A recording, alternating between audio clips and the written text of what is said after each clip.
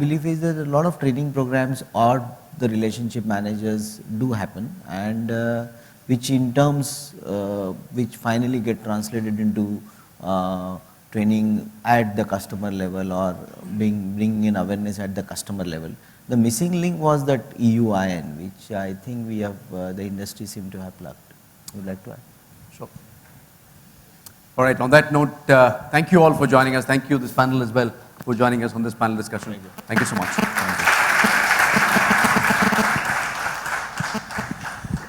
Thank you very much. Please remain seated. It was all well explained. Please remain on the stage only. We'll have just. It was all about awareness, what is required, and that awareness needs to be communicated well. Whatever has been done on AMC's part, whether it is corporate governance, discipline, or the process, and it has to be communicated through IFAs. And for that, I'll request all this gentlemen sitting here to be a part of organizations like Next Advisor and all over India to support them and to be with them so that the communication can be done at a higher level. I'll request Mr. Pranav Majumdar to please come and thank Mr. Sandesh. Thank you. Thank you.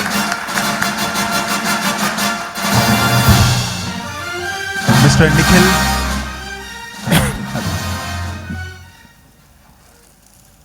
And Mr. Bhushan Seth, if they are there. Mr. Bhushan Seth, to please come and thank with a bouquet to Mr. Nimesh Shah.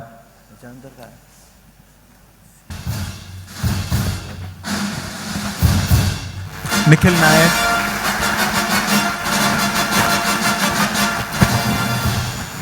Nikhil. We'll thank Mr. Mil. Thank you.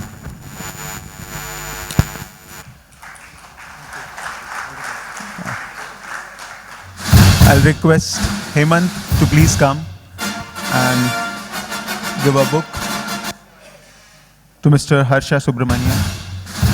Amen. Or Nikhil bhai.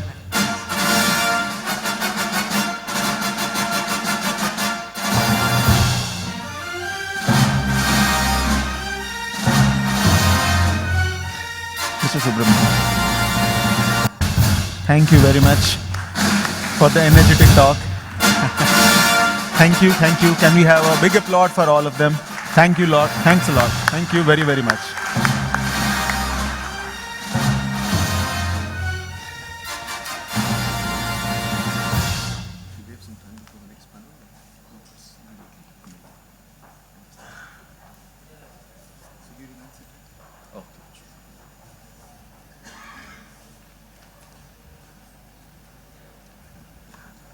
Conclave, which is with the CIOs. These are the people who are the actual backbone of the industries. Without them, I think nothing can be done. The investments and the IFAs and the whole distribution system is all because of them. These are the people who manage everything in and out. For this, I'll be requesting the panel to please come up. We have with us Mr. Naren, CIO, ICICI Prudential AMC, Mr. Anoop Bhaskar, Head of Equity, UDI AMC, and Mr. Navneet Munot, the Chief Investment Officer, SBI Mutual Fund.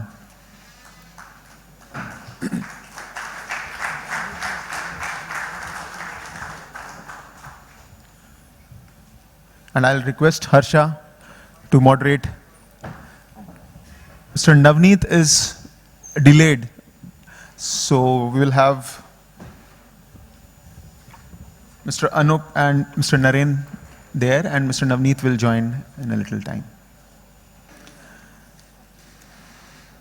Naren is the leading voice in Indian economy, equity market, across investments, and the financial service fraternity. He is recognized among the best market minds 2009 by Outlook Profile.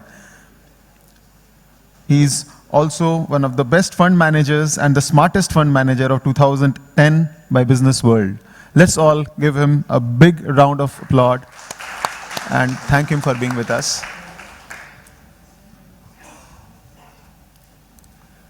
We have with us Mr. Anoop Bhaskar, who's a BCom graduate from Delhi University and an MBA Finance, has 23 years of work experience, 19 years in asset management companies. Before being with UTI, he was with Sundaram Asset Management, Templeton Asset Management, and you all are here to hear from you. I think we'll start the panel, and Mr. Navneet will join us in a little while.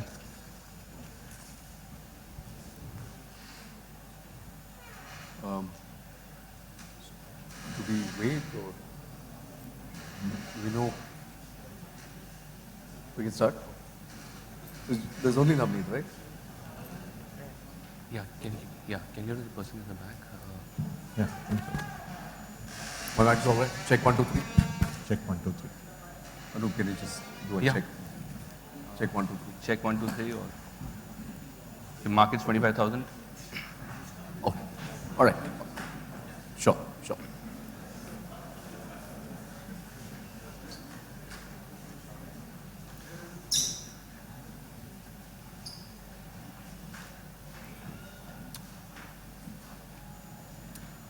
Once again, before I start, please can I request all of you to please switch off your mobile phones. This interferes with the audio.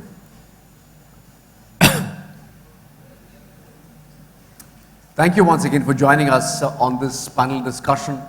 The topic of this discussion, we've had a conversation just a short while ago with the CEO of the mutual fund industries and talking about what the challenges the industry faces and what the role of the mutual funds can be to tap the growth opportunity that India offers.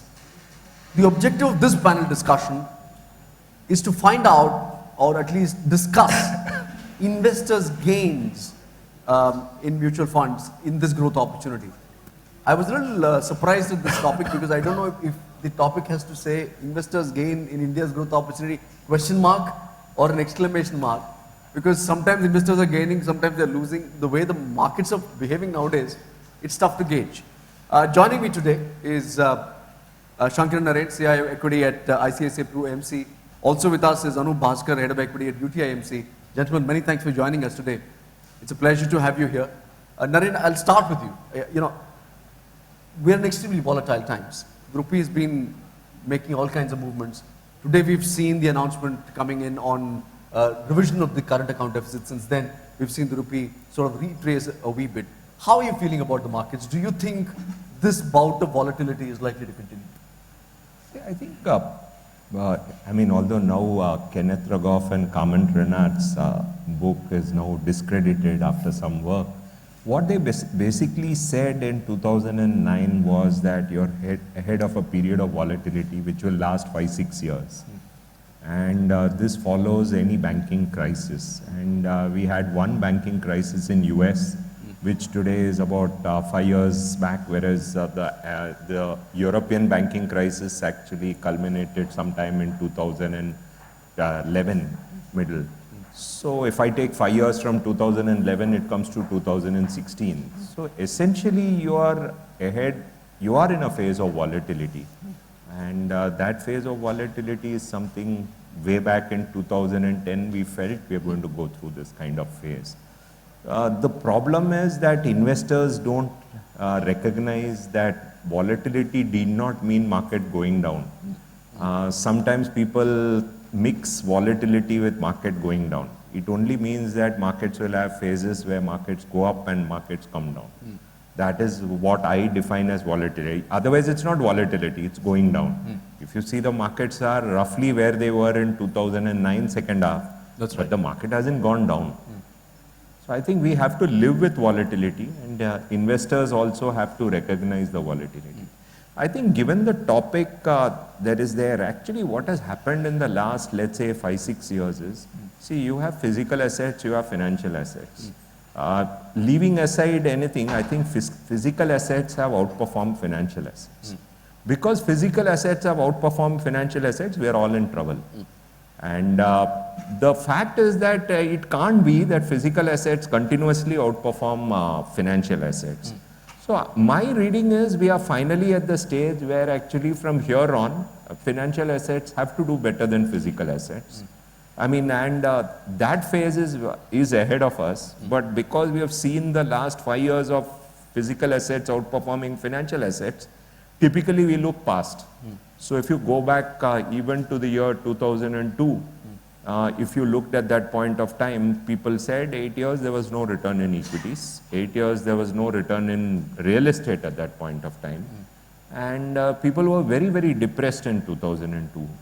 But what happened between 2002 and 7 was 5 years where financial assets did very, very well.